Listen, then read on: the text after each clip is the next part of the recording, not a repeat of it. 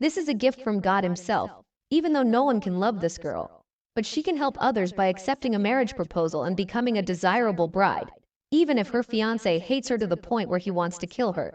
The Empire of Virgil owns rich lands overlooking the sea.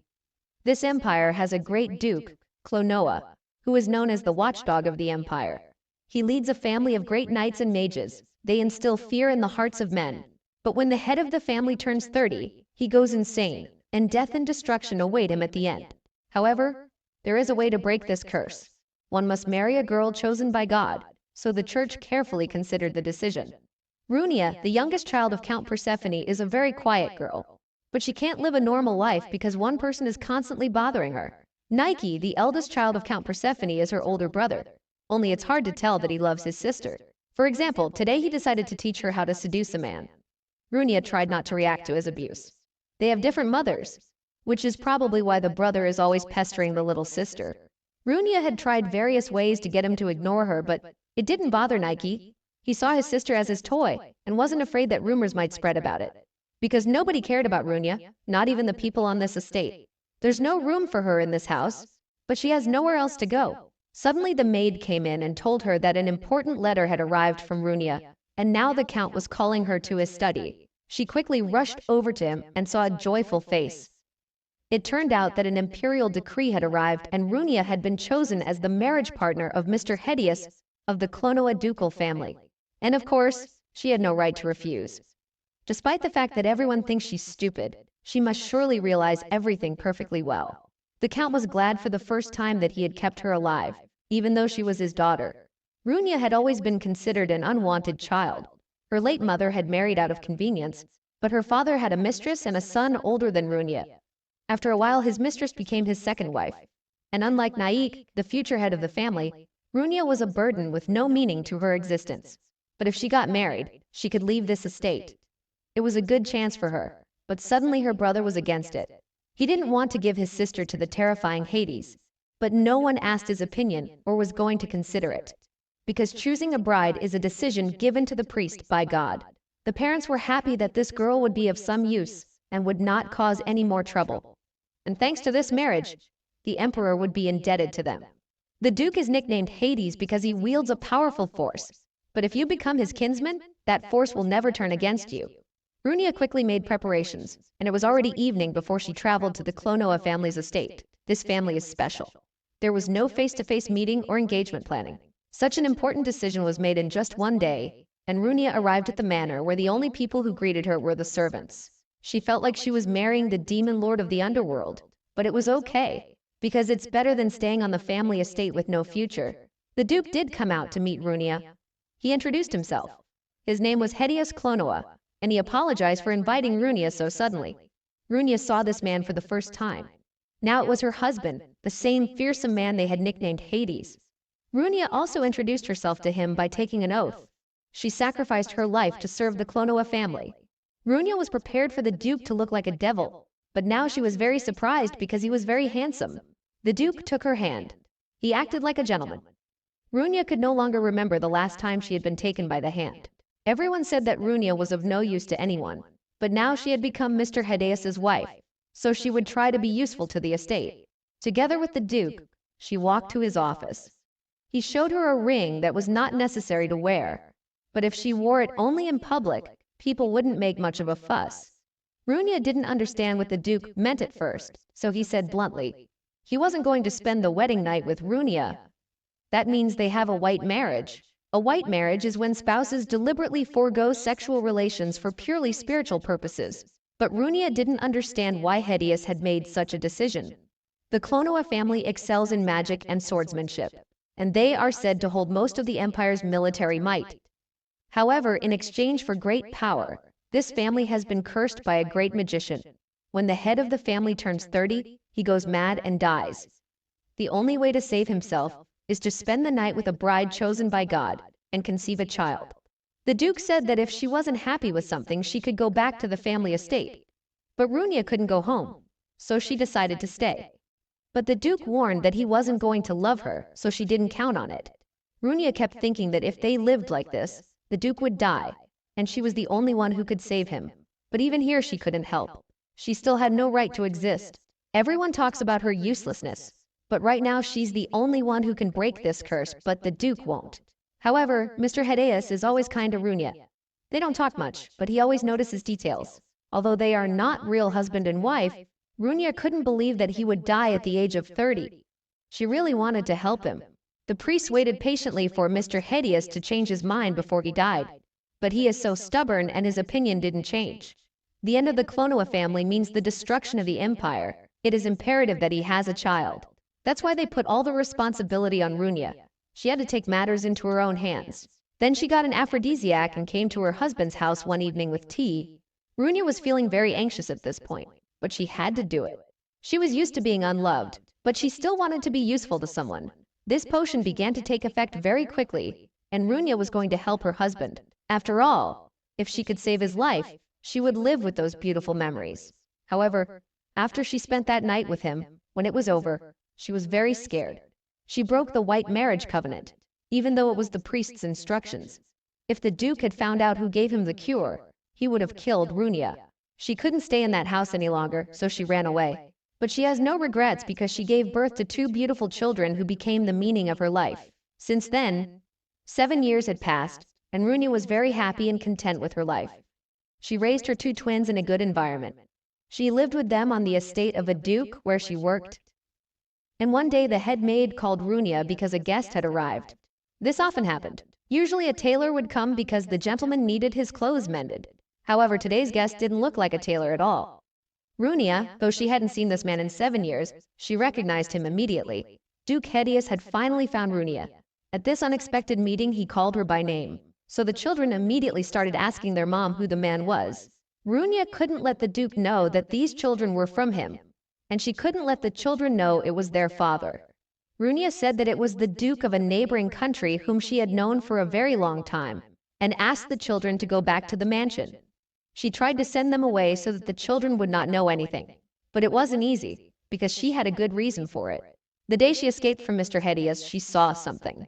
Her ring, which she had forgotten to leave at the manor, fell out of her bag. The ring bore the Clonoa family crest, and as soon as she looked at it, her consciousness blurred. Runia didn't realize what state she was in, and then she saw a vision. 2 young boys were having a big fight. They couldn't forgive each other, so they started fighting over the Clonoa family crest. At first, Runia didn't realize if it was just a vision or a dream, and she didn't know if it was going to happen or not. But then she had 2 twin sons. Runia dreamed, and it wasn't so strange because of the Clonoa family's blood, which has amazing magical powers. Runia knew that if these children bonded with the Clonoa family, they would hate each other and everything would lead to their battle. That's why Runia withheld information about the twins' birth and who their father was. Runia was glad to see the Duke healthy and alive. If they hadn't spent the night together, he would have gone mad by the time he was 30 and destroyed the empire. Only the Duke was not at all happy about what had happened. They hadn't seen each other for 7 years, and the first topic of their conversation was what had happened that night. The Duke said that Runia had done an unnecessary thing, and he hadn't asked for her help. Besides, he didn't understand why she had run away and he was very angry about it. Runia was frightened. She thought the Duke would be happy because he could live, but it turned out to be the opposite. And now it's as if he's found her to punish her for her disobedience. Runia is a selfish bride, a disgrace to the Duke, so he might even kill her. Of course it got scary, and she wanted to run away. But the Duke pinned her against a tree and asked her again why she ran away that night. There was no chance now for Runia to run away or evade the question. In a trembling voice, she said she'd run away because she knew he didn't want to spend the night with her. This answer really surprised Hedaius, because he had thought a lot about the cause in these 7 years. The story is well known in social circles that Hedaius is a childhood friend of the princess, and they are on good terms. But the oracle of the church has chosen another woman as his wife. This marriage was to break the curse, and Runia thought his heart belonged to another girl. However, she was perfectly content with that, because the main thing was that she had finally done something she could be proud of in her life. She was useful, and the Duke was free of the curse. Runia asked him to just forget about what happened, and besides, he could marry the princess. Suddenly the boys came running to save their mom, and of course they brought the gentleman with them to help. But the boys were very brave, so they were going to beat up whoever was bullying their mom themselves. The Duke looked at this indifferently and used magic to lift one of them straight up into the air to prevent him from beating him with a stick. At this moment, the lord of this manor had already arrived. He was not surprised at what had happened. Duke Clonoa was not only good at swordsmanship, but also excellent at magic. The boys immediately began asking the gentleman to help their mom and save her. The one took pity on the children and just took them in his arms to calm them down. Runia, meanwhile, said that it was a misunderstanding, and she was just the children's nanny. The Duke told another nobleman that Runia was his wife and he had come to take her home. This was something she hadn't expected in any way, and she definitely couldn't understand the reason why. Besides, she didn't want her children to be called Mr. Hedious's children. He asked, of course, "Are these her children?" Runia immediately said she was just a nanny, but Hedius very seriously told her never to lie to him again. And he asked again, "Are these her children?" Runia said they were, after which the Duke began to ask many questions. When she gave birth to them and who their father was. But Runia had no time to answer. The owner of this estate asked the Duke to let the children go and go inside the estate for a more peaceful environment. This man is Adonis Cornelius. He is the Duke of the neighboring country to which Runia has fled. And of course he knew Duke Clonoa, because his reputation had spread throughout the continent. Turns out he wanted to find Runia. When she first came to this country, she was sheltered in a convent. And on top of that, she didn't want to talk about the origins of her children. So Cornelius did not go into it, but he wants Runia and her children to live in peace. As for the children's father, it didn't matter to the Duke right now. What mattered was that Runia was his wife and he was going to take her back home. Runia didn't want to go anywhere. Sure, she had run away from home without permission, but she thought the Duke had divorced her long ago. After all, they had been married less than a year. They can't even be called a couple now, but the Duke constantly remembers that night and doubts that they can't be called husband and wife. The stability of Virgil's empire relies on the military might of the Clonoa family. And now that it has been decided that the princess will be handed over, the issue of succession to the throne has come up. And naturally, the Clonoa family will be the center of attention. Runia had just now learned that the princess would marry a prince of another country and would not inherit Virgil's imperial lineage. The rest of the royal family are younger cousins, and Clonoa will likely be involved in national politics for a while. Hedius is not related to the princess. Runia thought he had decided to use her again, but she was against it and didn't want to involve her children in it. Runia asked the Duke to leave her alone and remarry someone else. But the Duke refused to divorce and had already decided that he would definitely take his wife back home. He said she could also tell her family that she had given birth to twins. Now there are endless wars going on in her ancestral home over money. After the divorce, Runia will have no new choice, because the question of inheritance will become an issue. And then her brother will consider her children as his enemies. The Duke was talking about it now, to protect Runia, though she thought it was a threat. The Clonoa are the most important family in the empire. To tarnish their name is the same as tarnishing the empire. Runia has no right to resist. The children she saw in her vision were teenagers, so she still had time to change things. She decided to go back to the castle and talk about a peaceful divorce. Duke Cornelius saw Runia and her children off. They had lived together so long that it was sad to say goodbye now. But he said she could always come back, and that this estate was already her home. They could come back any time. The kids were most upset because they had to part so suddenly. After this farewell, Cornelius approached the Duke and personally asked why he showed up now if he had ordered the protection of Runia 3 years ago. But he wanted her back now. Why? The Duke would not answer that question, but it was obvious that he was hiding something.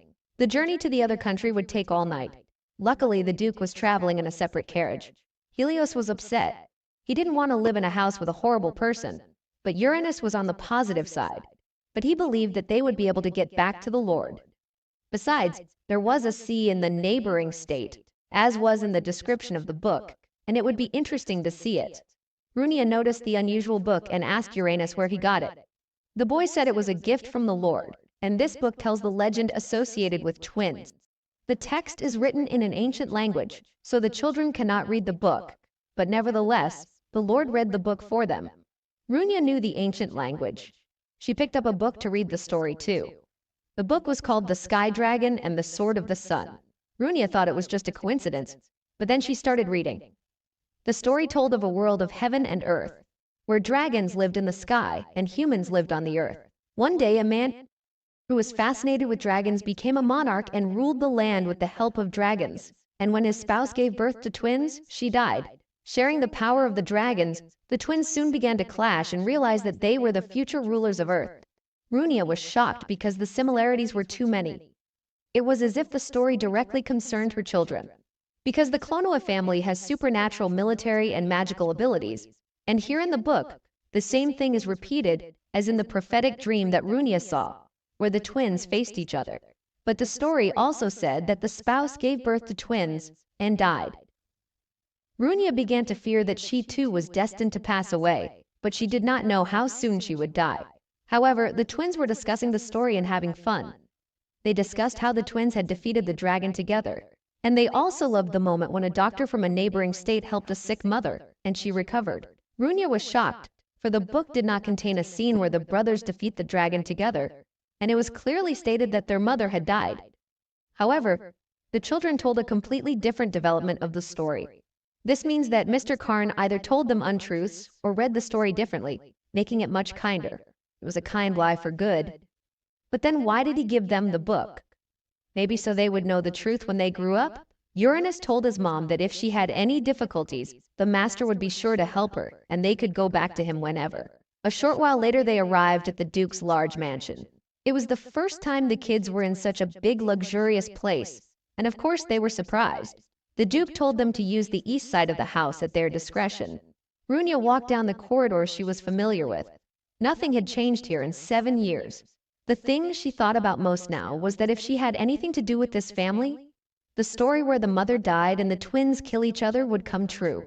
Runia wanted to leave this estate as soon as possible, so she came to the Duke's room in the evening to talk.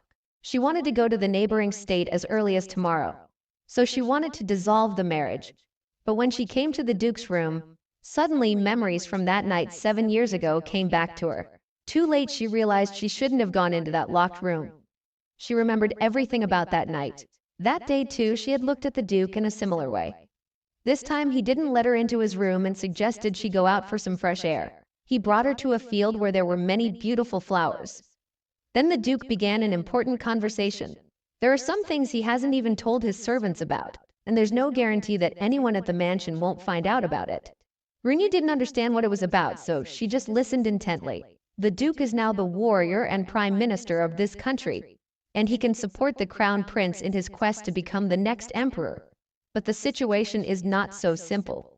Hideas is going to inherit the throne and become emperor, and then Runia will not only be the Duke's wife, but also the empress of this country. Runia was shocked. The wind some time ago she had learned that the princess was going to marry a man from a neighboring state. Now Runia also learned that her husband would be the heir to the throne. It was all too sudden for her.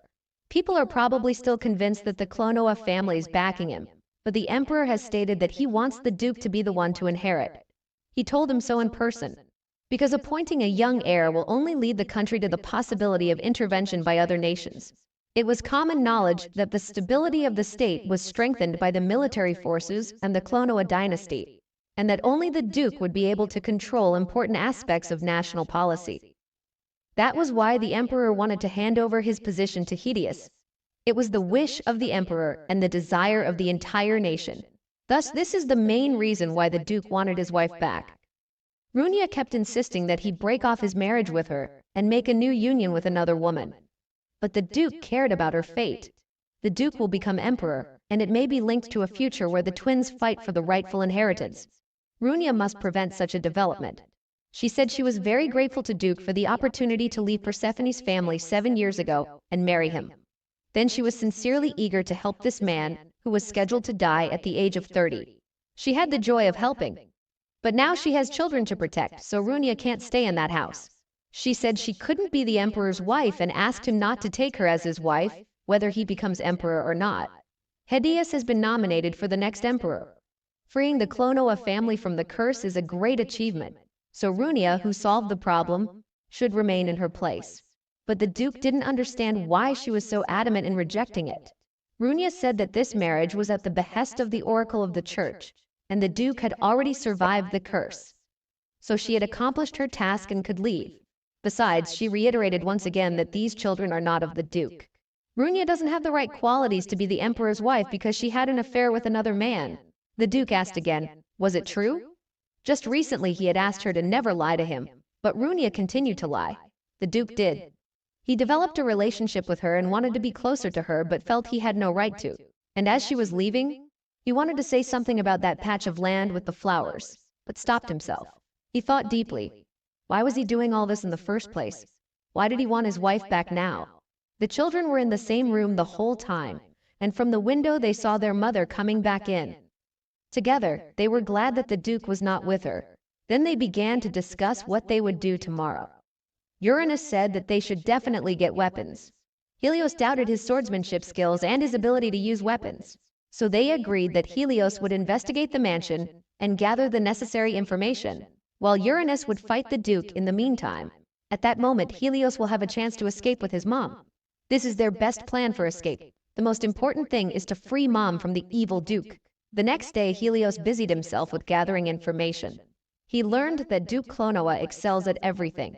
He represents the power that keeps Virgil's empire from the shadows.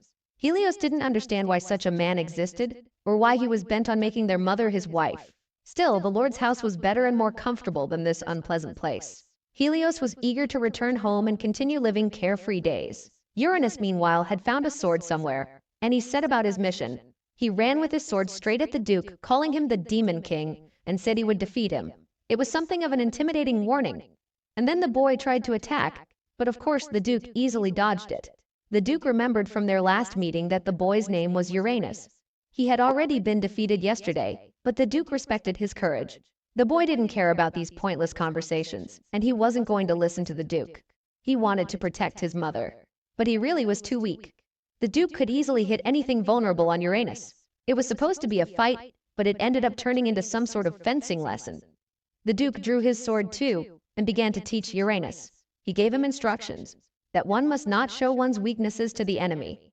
One must remove all hindrances, and aim for your opponent's vital points at close range. Uranus didn't really like the fact that the Duke was trying to teach him, but these instructions sounded logical, so the boy decided to give it a try after all. Helios was passing by at that moment, and he saw his brother spending time with the evil Duke, and listens to his advice on how to wield a sword. Uranus was indeed better, even though he had only spent a few minutes with the Duke. He could already land a good punch that even an adult would have a hard time dodging. But of course, the Duke is a very strong man and a warrior, so it was no danger to him. The most important thing is that Uranus can apply his skills right now, and he has a talent for fencing. He pulled out a long sword to show his strength, but the Duke decided to pick a sword that would be more suited to the boy's skills.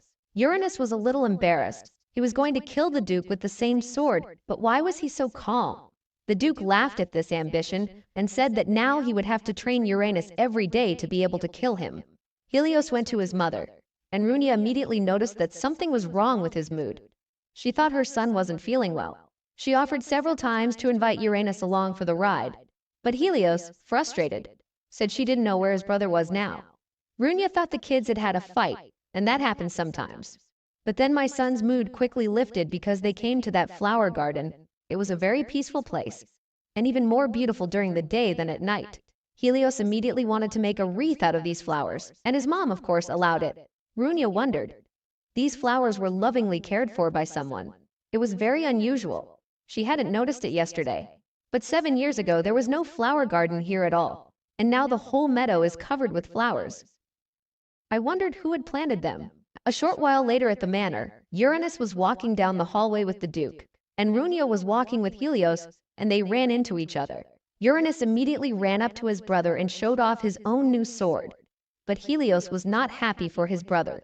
Uranus offered him one, but Helios, upset, said he didn't need it and ran away. Uranus ran after his brother.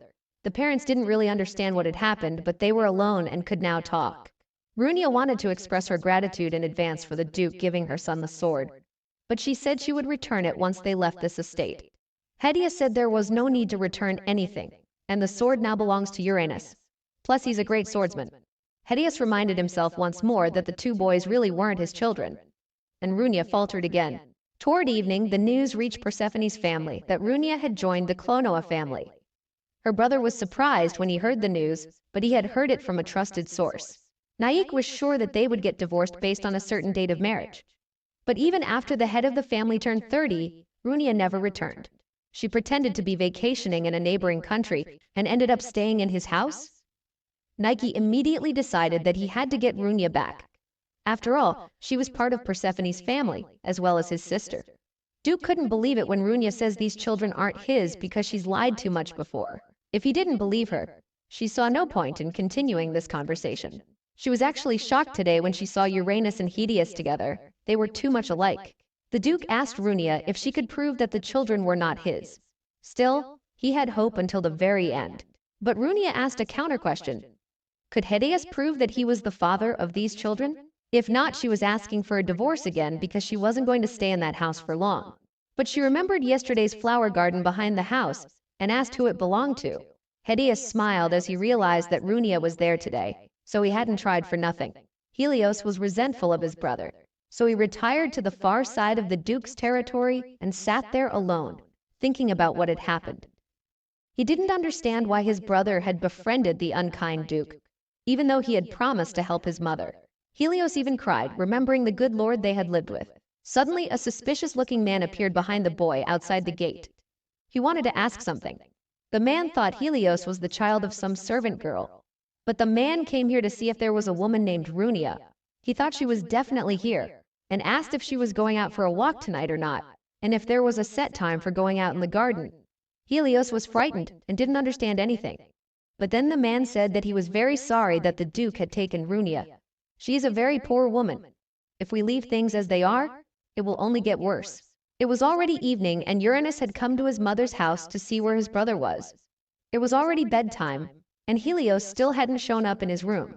He definitely has a watch, so he knows what time it is. And it's bedtime, but he's not back. Runia immediately realized that Helios was missing, so she ran to Helios for help. The boy, meanwhile, was running through the forest. He was going to act as soon as possible. With no other option, he wanted to get into the carriage and head to the gentleman's house to ask for his help. Helios had read in one of his books that watches could be used in place of money, although it was a gift provided by the Lord, but for his mother's sake he was willing to sell the watch. It was already night, so it was dark in the forest, the terrain of which Helios was unfamiliar with, and he was trapped.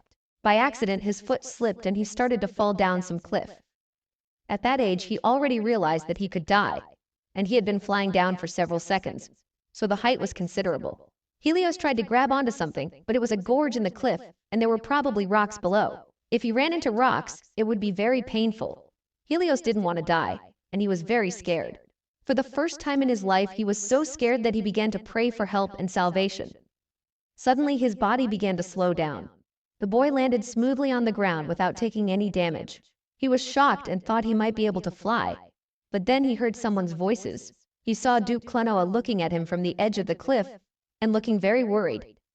The Duke said he would bring Helios up now. With the help of magic, the Duke was able to pull the boy from the cliff. Helios thought it was thanks to the Duke that he had survived. Runia came running in a few seconds later. She was very glad that her son was all right. As a mother, she was very concerned that Helios was first missing and then also fell. Helios saw her condition and, to reassure her, wanted to reach out a hand. But Helios was the first to hug his mom. He then thanked Duke Clonoa for his help, for he could have seriously injured himself. But it turned out that it was not only the Duke's merit. When Helios began to fall, the speed of his fall had already been reduced by magic. That's why the Duke was able to save him in time. There is no doubt now that Helios subconsciously used magic and thus saved himself. The boy didn't expect to have a talent for magic, though he had once hoped he did. As he was falling, he would clip his watch and think about stopping. And apparently it actually worked thanks to his hope. There are a lot of dangerous places in this forest, so the Duke slowly showed the way back. Runia thought seriously. If Helios has a talent for magic, it brings the situation even closer to that story in the book. The book said that the man from Earth was an excellent swordsman, and the dragon from heaven had outstanding skill in magic. This is exactly the power that the Clonoa family inherited. It's becoming more and more obvious that these are Helios's children, but Runia is determined to keep hiding the truth. Helios apologized to Runia for his behavior. He said that he wanted to send them to the good Lord and ask him to take them away from here. Runia was very touched. Although her son is only 7 years old, he is eager to take care of the family on his own and reach the neighboring state. Apparently, he had given it a lot of thought. Runia felt she should get a divorce as soon as possible for the sake of her children. The next day, Runia received a letter and thought it was from the Lord, but it turned out to be a message from her brother. He had heard that she was in treatment, but she seemed to be doing well. The house's anniversary banquet is coming up, and he has invited Runia, saying he will send a carriage for her that day. There was another little message in the letter. His brother thought things were not going well for the Duke, and if Runia really wanted a divorce, he could help. Runia didn't want to deal with this family at all, but if she got her brother's support, she might be able to divorce Hedius. Somewhere in the hallway of the manor, Hedius found Helios. He was actually looking for him to offer to study magic. Of course, the Duke wasn't going to force him, but he could help if Helios got curious, because such a talent for magic couldn't be ignored. Helios was not as gullible as his brother. He liked magic, but he didn't want to learn from the Duke and said so bluntly. Hedius did not insist. He simply gave the boy a key and told him that there was a library on the first floor of the West Building. There are books on magic there, and Helios can use them to educate himself. The boy rejoiced. Runia had received a gift from her brother, a dress and accessories for when she arrived at the banquet. But these things were like those worn by 10-year-old girls, too childish. Runia is married, but her family still does not know that she has children. They are convinced that Runia will always be a child. She thought for a long time about what she should do. Discussing a divorce with the Duke is a separate issue. She might be able to convince him if she got support from her brother, but she didn't want to see Nike. Runia ran into her son in the hallway. He had fallen down and was picking up books from the floor. Of course, she went over to help him. When the boy told her that he had taken the books from the Duke's library because the Duke had authorized it, Runia was surprised. Helios immediately said that he wasn't friends with Duke. It was just that Uranus was always practicing with the ball, and Helios was lonely because of that. This is the first time Runia has learned that her son likes books. He was still very young, but he had recently learned to read. When Runia was little, she often went to the library because she loved books. But that's not all. The library was where she could hide from her brother. Naik was always getting into trouble on the street, and when he got home he would dump his anger on Runia. He felt better when he saw her crying. Runia didn't like it, so she was constantly trying to somehow escape from it and hide. Runia really liked reading about flowers. She often wanted to see them in real life, but she didn't have that opportunity. But often her brother still found her. He was always breaking things his sister liked, and then he tortured and beat her. No one tried to protect the girl. She was a toy for her brother. He had always used her. But now it was time for things to change. Runia, remembering her childhood, made a decision. If her brother agreed to interact, she would use him. Afterward, Runia went to the Duke. She told him about the feast in Persephone territory. No one had spread the word that Runia had returned, but someone had noticed it and informed her brother. So he wanted to meet and sent an invitation. The Duke reflected that her brother hadn't even received any gifts in honor of the baby's birth. So Duke was going to have a gift ready by the end of the week so that Runia could present it. Turns out she didn't even know that her brother had gotten married and had a baby. Turns out it was about 3 years ago. It was indeed surprising to Runia, but she wondered if her brother had changed even a little or stayed the same. Suddenly Uranus came running in. He was no longer embarrassed to call the Duke simply by his first name, Hedius. He looked everywhere for it because Hedius had promised to train him every day. Runia was taken aback at how quickly the relationship between the two had changed. Since she will have to go to her brother's house, she can't take the children with her. But the Duke said it's okay and he will take care of them. The present situation is fine for Uranus and Helios, but if they stay in this position, it will all lead to a battle between them. Runia began to hesitate. To go to the laboratory or not.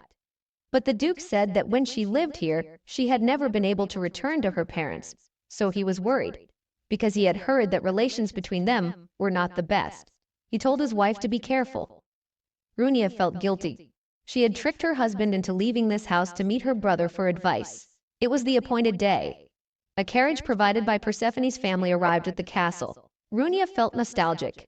The Duke saw her off and knew at once how many days she planned to stay at the family home. Runia only wanted to show her face at the ceremony and said she would be back at night. Runia had to do this for the sake of the children. Even for that amount of time, it was hard to leave them behind. Runia didn't want to meet her brother, but writing him a letter asking for his help was risky, so she wanted to meet him in person for a short time. If it's an event, there will probably be a lot of people. And if his wife was around, he was unlikely to act like he had before. Runia hoped so. She also wondered which girl had become his wife, and after a while she saw this woman. Her name is Emma, and she seemed quite shy but acted very friendly. Runia was pleased that Emma wasn't as sarcastic as the rest of Persephone's family, but it made Runia worried. The brother finally came out to meet his sister, and he said she came in a little late. Strange? He spoke of the delay, though it was he who sent her the carriage that was late. Emma told her husband that her father had asked him to come into the office early, but Nike was absolutely not listening to her. He was focused on Runia and the fact that she hadn't come in the dress he'd given her. He'd wanted her to come in the dress he'd given her. Runia had said that the dress was too cute and she was embarrassed to wear one. But now Runia didn't understand why Naik ignored his wife. The brother tried to get his sister into the main hall as soon as possible, for there were many guests there to see her. Runia thought that maybe her brother hadn't heard his wife, and told him that she had just said something important.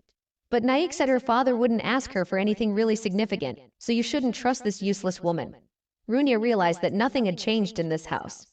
She had been useless here before, and now Emma had taken her place. Some of the guests came up to say hello to Runia, whom they hadn't seen in a very long time, and the brother felt proud of it.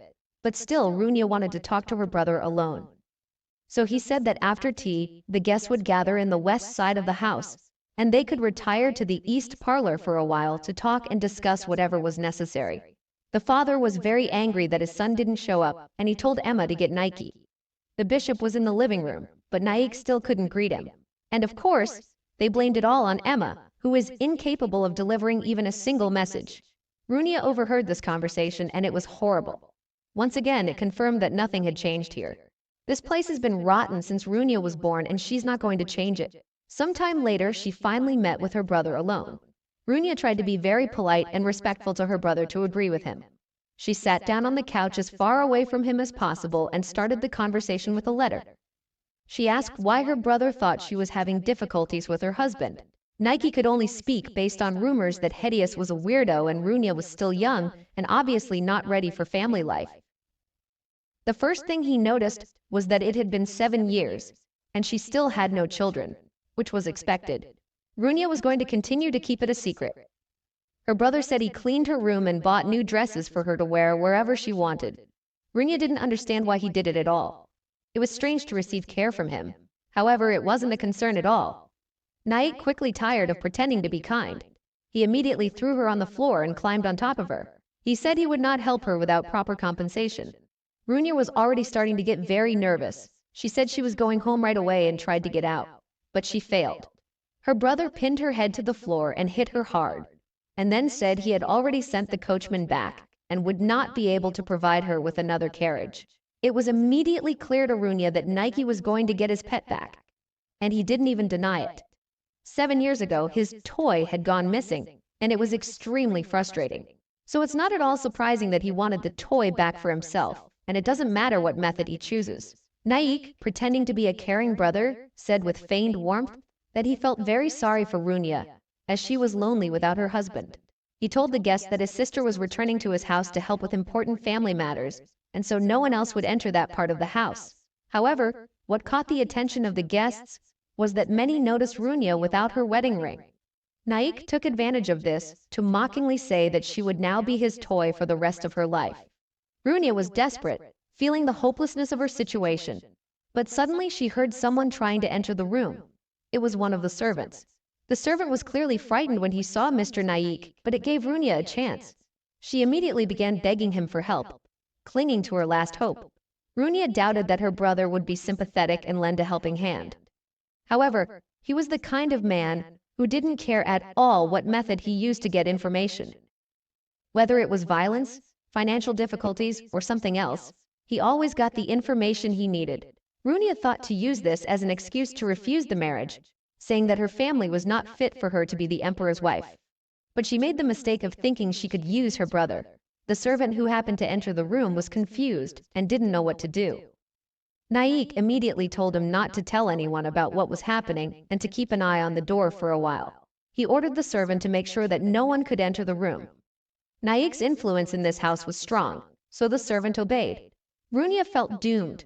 The doors had closed and she still couldn't get help. She had already regretted coming here many times. As long as Nike's in this manor, she won't be able to get out of this hell. Nike, on the other hand, was overjoyed. He saw the face of the broken Runia again.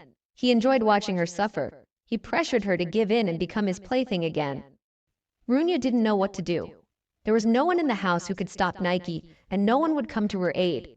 But suddenly she heard a voice outside the door. The servant tried to stop someone, but he persisted in trying to enter. When the door opened, Runia was greatly relieved. She saw the Duke. Nike immediately got up and stepped away from Runia. He was angered by Hideus's appearance. The Duke noticed that his wife's dress was raised above the knee. It was immediately clear to him, but he decided not to react too harshly. Hideus pretended to be concerned that his wife had not returned by nightfall. He said he thought there was a problem with the horse or carriage. It was late, and the Duke declared that he would take her home himself, since her brother couldn't take care of it in time. Nike tried to stop Duke and bluntly said that Runia wants to divorce him so the family will take care of her. Hideus had heard this from his wife before, but now the advantage was clearly not on the side of the family. He said that Runia would make her own decision. That was the end of the conversation, and the Duke led her away. The ducal carriage was already in the street. Before he sat down, Hideus asked if this had ever happened before. Runia finally couldn't stand it anymore and cried. She thought her brother was just joking to scare her. But today was different. She was relieved now because it was over. Hideus says he dreams of Runia becoming his real wife, but worries a lot that all this time she's been in as much pain as she is today.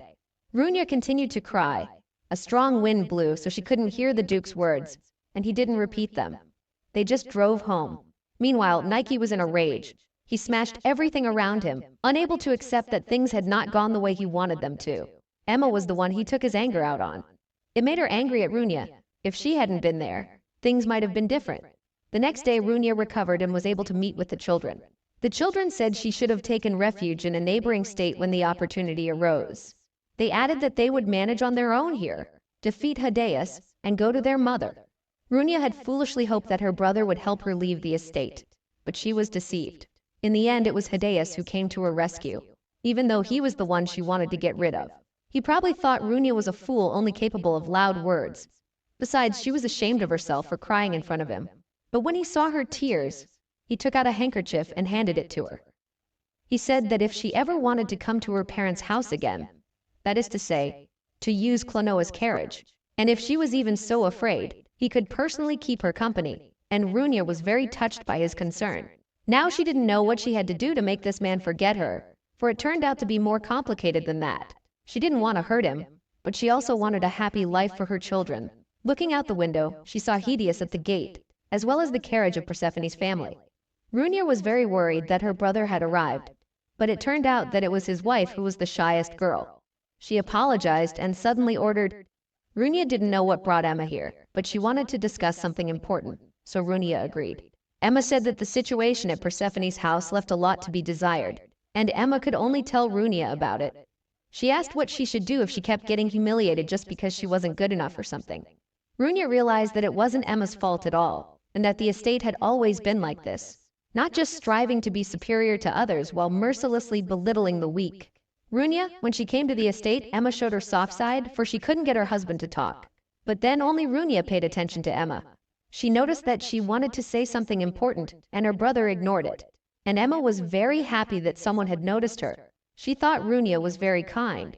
Runia felt very sorry for Emma, but she didn't want to see her brother again, even though she understood how Emma felt. Her mother-in-law constantly berates her for having a daughter, but Emma doesn't have any friends to discuss parenting with. And it was a little awkward talking about it with Runia, who doesn't have children yet. Runia said she is actually interested in this sort of thing, and reads literature on the subject, so she can offer advice and listen to Emma's concerns. She understands how hard it is to experience violence in this environment every day, and hopes she was able to support Emma just by listening to the story. When the guest finally left, the twins were able to come to their mom. She had asked them in advance not to enter her room, but they were not bored. They were exploring the mountains behind the manor. Now they were very hungry, and there on the table they saw chocolate, brand new. Mom forbade them to eat the candy because it contained alcohol. She just didn't have time to eat them, because she was too engrossed in the conversation. It was already dinner time, so she went to the dining room with the children. Emma was leaving this mansion and pondering. Runia has a beautiful dress, a large mansion with a spacious garden, and it was all very annoying to Emma. She couldn't let someone so lucky seduce Nike. Even though she had just talked to Runia, for some reason she still saw her as her rival. And Runia didn't even suspect Emma's duplicity, and was genuinely worried about her.